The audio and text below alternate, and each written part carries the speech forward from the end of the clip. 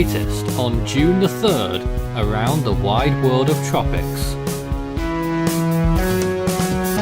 Here's your tropical weather bulletin.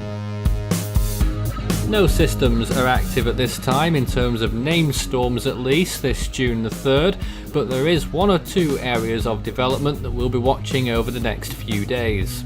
Of course, the obvious Invest 91L is what's on everyone's lips right now, with a 60% chance of development in the Bay of Cempeche in the Gulf of Mexico. It's day 3 of hurricane season, and this could still become our next named storm.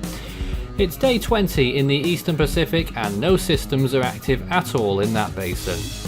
In the Western Pacific and Indian Ocean, no systems are active at this time. It's all quiet there too. And in the Southern Hemisphere, there is nothing going on here either, and nothing expected anytime soon. So let's take a look at tonight's main feature, Invest 91L, winds of 30 miles an hour, 1007 millibars. It's moved very little in the last 24 hours. It's now at 20.4 north, 94 degrees west, which is 160 miles from Coatzacoalcos in Mexico. Over the next few days, it's expected to sink towards the southwest there and then move up towards the northwest. Big shift in the models towards the north now. It's bought itself some more time, and by the looks of things, it could make landfall much further north, not too far away from the border with Texas. Here's how the system is actually looking right now though. It's all well and good having that model projection, but what the system's looking like right now is pretty poor, I must say. The wind shear graphic isn't actually on this screen as it usually is at this point in the video, but I believe it is still at a moderate trending line between 10, 15, 20 knots of wind shear further north. Looking at the wider shots then, this is what the North Atlantic is looking like right now. You can see that array of clouds there moving off towards the northeast over the open Atlantic. It's been disturbing the Caribbean for a few days. Further towards the west there, you can just about make out the edge of Invest 91L on the very left hand side of the image, producing significant thunderstorm activity over the Yucatan Peninsula. There's a close-up of the system right now, very broad by the looks of things really, and the circulation is finding itself very difficult to establish. The Eastern Pacific is looking like this, very quiet still. In fact, it's silent. Still nothing here of note, and after those few invests that we had in recent weeks, nothing has developed still. We're waiting for Alvin.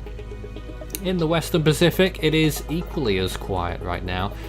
You can see it there, very little, not even any tiny little disturbances that might become an area of interest.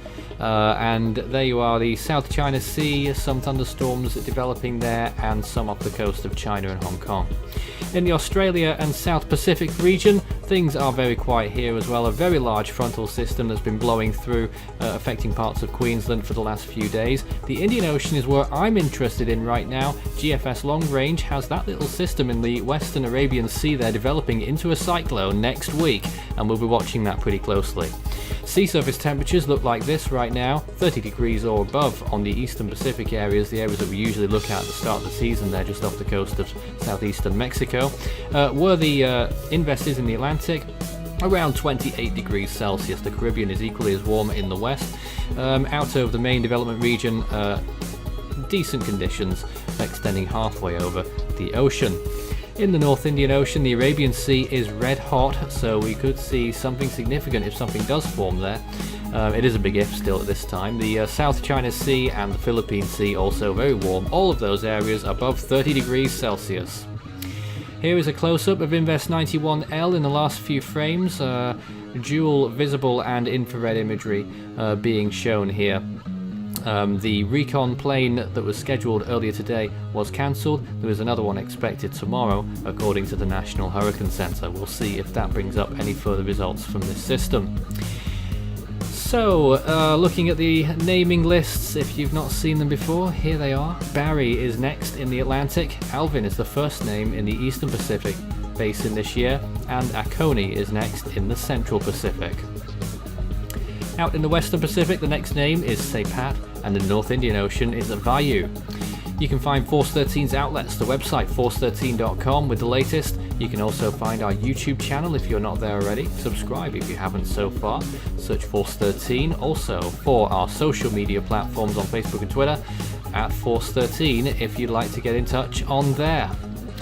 And there we are looking at the other lists of the pretty redundant Southern Hemisphere now until next season. That's all for now. We'll have another update for you tomorrow. You can also help the project become even better by becoming a patron. You can see more information about all the benefits involved by visiting patreon.com/Force13. You can also contact me on Discord. It's Fool13 at extension 9094 and Force13 on Skype. You can also find our server link to our Discord server for tropical weather chat in our description.